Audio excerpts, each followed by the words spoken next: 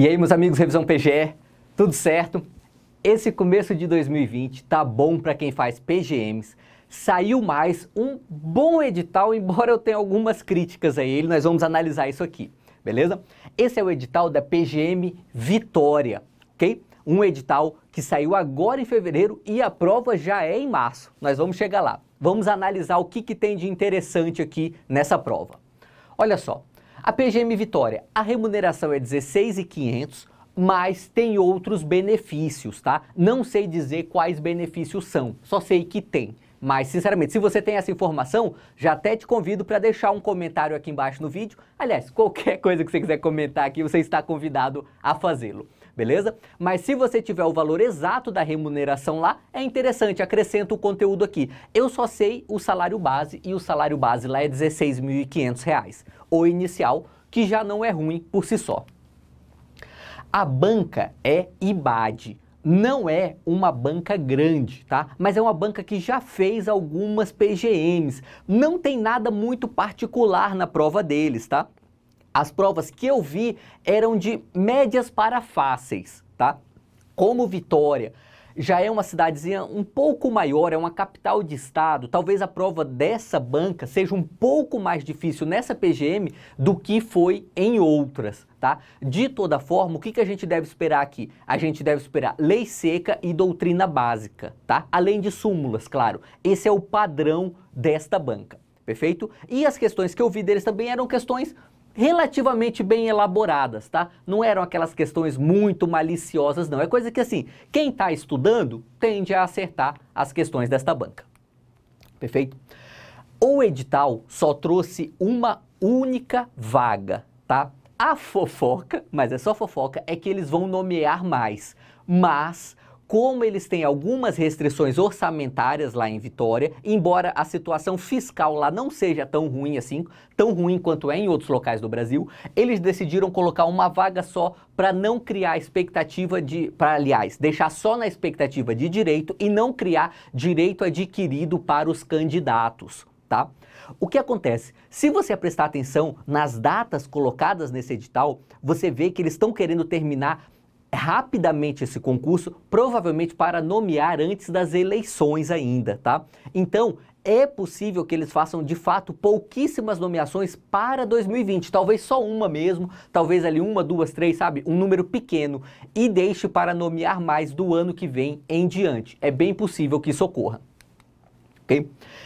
Exige 3 anos de advocacia, esse é um critério esdrúxulo, eu não sei de onde tiraram isso, tá? Provavelmente redigiram mal a lei. Olha só, eles não exigem 3 anos de prática jurídica, como é aquele requisito constitucional para magistratura, Ministério Público e Defensoria Pública, sabe? Eles exigem 3 anos de advocacia de verdade, advocacia privada, né? Ou sei lá, advocacia pública, mas enfim, não vale outras atividades que também são privativas de bacharel em direito. Por exemplo, ser analista no Ministério Público ou no Judiciário, tá? Eu entendo, sinceramente, que esse requisito é inconstitucional, tá? Ele é desproporcional, ele limita desproporcionalmente o escopo deste concurso, tá? Ele faz um tipo de seleção que não me parece razoável para o cargo que vai ser preenchido. É razoável exigir prática jurídica na advocacia pública? É claro que é. Eu particularmente prefiro que nem exija, mas é uma questão que eu entendo que está ali naquela margem de discricionariedade do legislador local. Agora, 3 anos de advocacia, especificamente advocacia, excluindo as outras formas de atividade jurídica, me parece desproporcional, me parece equivocado, tá? Essa é a regra que está na lei municipal lá de Vitória e é a regra que o edital trouxe.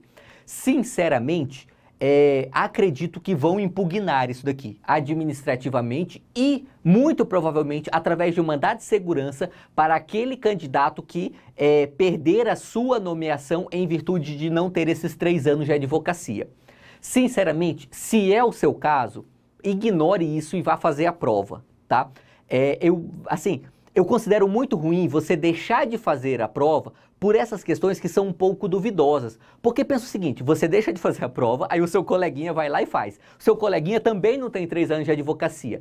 Quando ele é nomeado, ele apresenta um mandado de segurança, é deferido, ele toma posse. E você, que nem sequer quis se dar a chance de fazer o concurso, continua aí na fila de espera, sabe? Então, assim, na dúvida, vai lá e faz, cara. Depois de aprovado, aí você corre atrás dessas coisas. Ou já faz uma impugnação ou edital logo agora. Também pode ser interessante.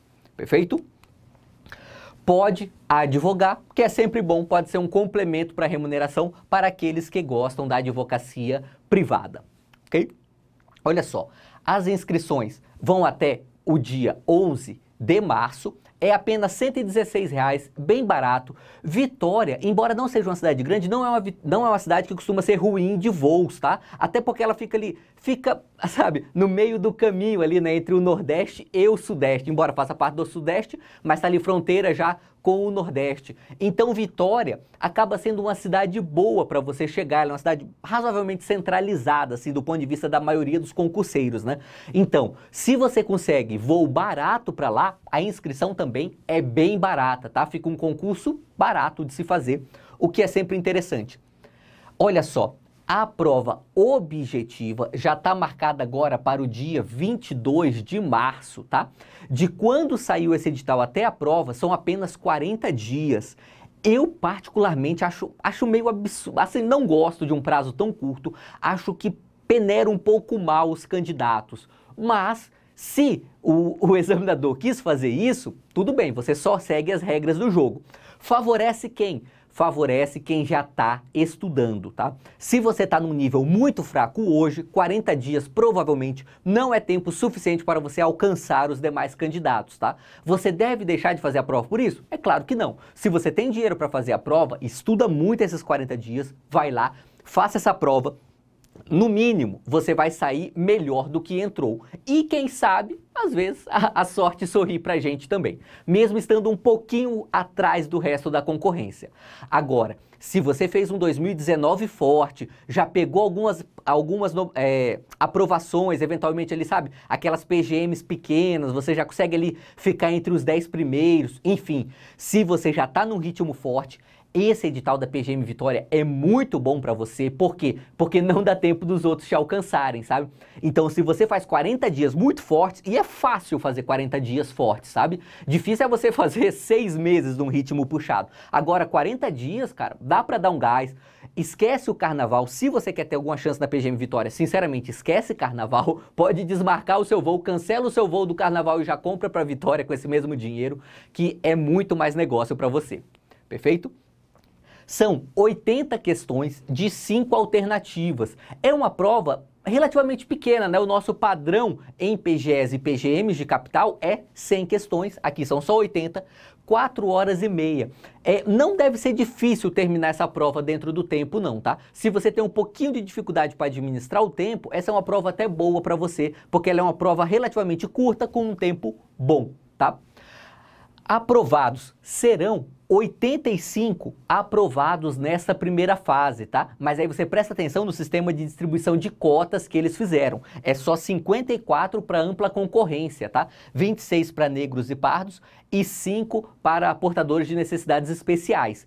Então, de toda forma, é um bom número de aprovados na primeira fase, se você considerar que tem só uma vaga no edital. Esse é um indicativo que eles pretendem nomear um número bem maior, tá? Geralmente, esse corte que eles colocam na primeira fase é um pouco proporcional ao número de nomeações que eles pretendem fazer. Por quê? Porque se você quer nomear, por exemplo, 3 candidatos, não há por que você aprovar 80 aqui. Você vai aprovar só uns 40 ali, que já tá ótimo. Aí desses 40, você corta mais uns 10 na segunda fase, sobra 30. Você só quer aprovar 3, tá ótimo, sabe? Já aqui, como eles colocaram esse número de 80, imagino que já é um indicativo de que teremos mais nomeações no futuro. Perfeito? A prova discursiva é no dia 26/4. Daqui a pouco nós vamos chegar na análise da distribuição dos pontos da prova, tá? O que de fato vale muita pontuação aqui. E lá você vai ver que a prova discursiva não vale tanto assim. Quem vale muito mesmo é a prova objetiva, tá? E entre a objetiva e a discursiva nós teremos 5 semanas, o que é muito tempo. Então, nós vamos ver aqui quais são as regras da prova discursiva, mas esqueça a prova discursiva, tá? Até o dia 22 de março, você só pensa em prova objetiva. Esqueça de verdade a discursiva, porque não vale a pena você pensar nela agora. Agora você tem que estudar muita lei seca, decorar como a palma da sua mão as súmulas, ter aquela noçãozinha legal de doutrina básica e ir fazer essa prova objetiva. A prova discursiva tem consulta, tá? E ela é distribuída em uma peça processual que vale 6 pontos, um parecer jurídico que vale 5 pontos e 3 questões que valem 9 pontos. Tudo isso em 4 horas e meia. Essa prova discursiva ela é apertada, tá? Não é uma prova tão fácil de se fazer, porque geralmente se cobra só uma peça ou um parecer em um turno. E aqui não, eles vão cobrar a peça e o parecer no mesmo turno, além de 3 questões. Então, esse tempo de 4 horas e meia acaba ficando um tempo relativamente curto para você fazer essa prova discursiva. Qual que é a recomendação? Passou o dia 22 de março, vai treinar, tá? Treine fazer prova discursiva para você conseguir escrever rápido e achar as coisas rapidamente na legislação, ok? Cálculo da nota final. Nesse caso aqui é relevante porque influencia na sua estratégia de estudos. Olha só, a prova objetiva vale 100 pontos, a prova discursiva só vale 20 pontos, ou seja, a discursiva vale 1/5 da objetiva. A prova de títulos vale 10 pontos, o que é relativamente grande até. Ou seja, a estratégia aqui é você estudar de corpo e alma para essa primeira fase, tá? É na primeira fase que o jogo é jogado aqui. Sinceramente, teve a primeira fase, a nota de corte foi 70. Você ficou exatamente na nota de corte, ali em 70? Sinceramente, se você tiver outros planos, talvez nem compense fazer essa segunda fase aqui. Por quê? Porque você não vai ter muita margem para tirar a pontuação dos demais candidatos, tá? E se você ficou muito longe dos primeiros, talvez você, mesmo arrebentando aqui na prova discursiva, você não consiga alcançá-los. O que isso quer dizer? Isso quer dizer que você já tem que ir bem na primeira fase, tá? O que é ir bem na primeira fase? Claro que muda de concurso para concurso, mas é geralmente ficar ali razoavelmente acima da nota de corte, sabe? A nota de corte foi 70, você ficou ali com 75, opa, aí você já está melhorzinho. Por quê? Porque nesses 5 pontos você tem uma infinidade de candidatos e vai ser difícil tirar 5 pontos aqui nessa discursiva que só vale 20, perfeito? Se você tiver alguma titulação aqui, faz diferença, tá? 10 pontos é até bastante coisa nessa prova. E, inclusive, eles contam muito o seu tempo de atividade profissional, tá? Então, se você já é uma pessoa formada há um pouco mais de tempo, ali 5 ou 6 anos, e nesses 5 ou 6 anos está exercendo atividade jurídica, provavelmente você tem uma boa pontuação aqui, tá? Esse é um edital interessante para pessoas que já têm aí, que vamos dizer assim, que se formaram ali por volta de 2015 ou mesmo antes. E claro, venham num bom ritmo de estudos, porque não vai dar tempo de estudar muito daqui até a prova. Perfeito? Conteúdo programático desse edital é o nosso conteúdo programático básico, tá? Olha só. Constitucional, administrativo, processo civil e tributário. E aí, se você prestar atenção, o edital falou só tributário, mas lá dentro do conteúdo de tributário a gente tem conteúdo de direito financeiro, tá? Tem ali finanças públicas, despesas públicas, receitas públicas. E em constitucional também tem algumas noções de orçamento. Então, direito financeiro também é relevante aqui nessa prova, embora não tenha o nome direito financeiro aqui no edital. Fora isso, direito ambiental, urbanístico, esse conteúdo de urbanístico é pequeno e tem 10 questões, tá? Se você prestar atenção, é a mesma pontuação de processo civil, que é uma disciplina ali 3 vezes maior que o urbanístico. Então, compensa muito você dar um gás em urbanístico nesses 40 dias até a prova, hein? Trabalho e processo do trabalho. Aqui em trabalho e processo do trabalho, eu corro o risco de queimar minha língua, tá? Mas eu gosto de aconselhar a sua estratégia de estudos, mesmo assumindo algum risco de talvez a banca surpreender.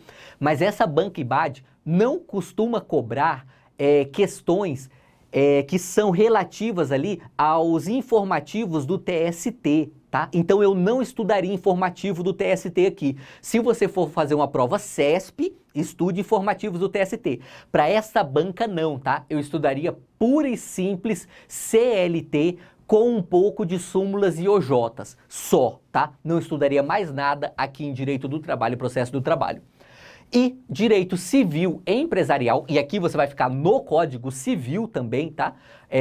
Dessas 10 questões, pelo menos 8 estarão no próprio Código Civil. Então, estude Código Civil para essa prova. Não precisa de mais que isso aqui em Civil e Empresarial. Uma lida na Lei de Falências ajuda também. Perfeito? Esse é o conteúdo programático. Como você pode ver, não teve uma disciplina específica para legislação local, mas tem bastante legislação local nesse edital, tá? Tá no meio das disciplinas. Em constitucional a gente tem um pouquinho, em administrativo tem bastante, em urbanístico tem, em ambiental também tem. Então, dê uma olhada na legislação local aqui do município de Vitória. Como essa prova tem só 80 questões e provavelmente não serão muitos nomeados, você não pode negligenciar nenhum aspecto do edital. Então, não negligencie a legislação local aqui para PGM Vitória. Perfeito? Essa é a nossa análise do edital. Pode deixar um comentário que seja uma pergunta aqui que a gente vai complementando o conteúdo desse vídeo. Perfeito? É isso aí. E vamos juntos!